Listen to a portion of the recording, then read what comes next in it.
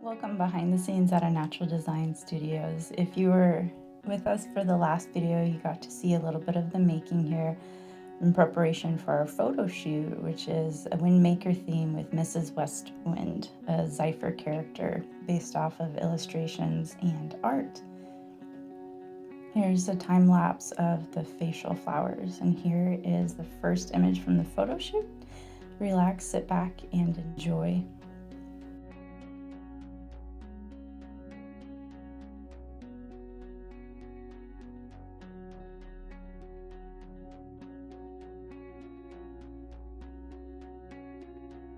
There were 3 pieces constructed all together: the facial flowers, the hair veil in 2 combs, and the wrist corsage bracelet.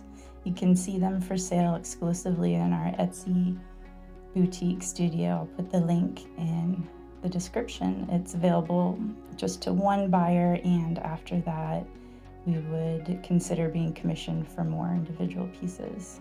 You can also see links to some of the other announcements and behind the scenes for this photo shoot. It took about 6 months to plan, and it was about a 6-hour shoot. Special thanks to our patrons on Patreon.